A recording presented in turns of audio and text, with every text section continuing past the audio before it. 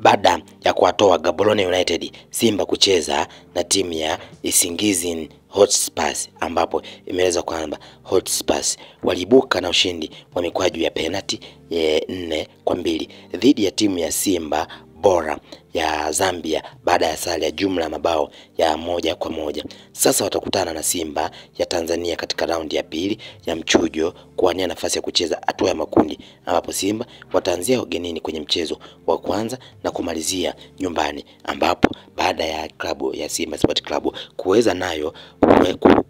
kufuzu kwenye hatua hiyo ya awali kwa kuwapiga kwa magoli 2-1 timu ya Gaborone United, ambapo Simba yenyewe ilifanikiwa kuwapiga goli 1 nyumbani kwa Botswana, lakini baadaye walivurudi Tanzania wakatoshana sare ya goli 1-1, hivyo na kuwapeleka hatua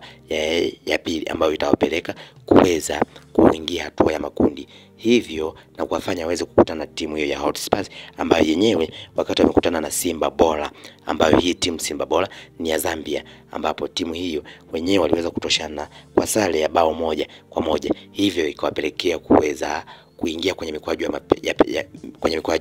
ya penalty, ambapo katika sare ya 1-1 hii kila mmoja alishinda nyumbani, yani hii Hotspurs yenyewe ilifunga goli 1 kwao, lakini na baadaye hii Simba Bora naye ikashinda goli 1 nyumbani kwao na kufanya wapeleke kwenye mikwaju ya penalty, ambapo katika mikwaju ya penalty basi iliwafanya hawa Hotspurs waweze kuibuka kwa mikwaju ya penalty 4-2 na kuwafanya sasa wakutana na Simba Sport Club, ambapo michezo hiyo inategemea kuchezwa kuanzia Oktoba 17, 18 mpaka 19 kwa ajili ya kupata mchujo ambao utawafanya timu zibakie takriban timu 16 au 30 au kitu au 20 kitu kwa ajili ya kuingia kuingia kwenye makundi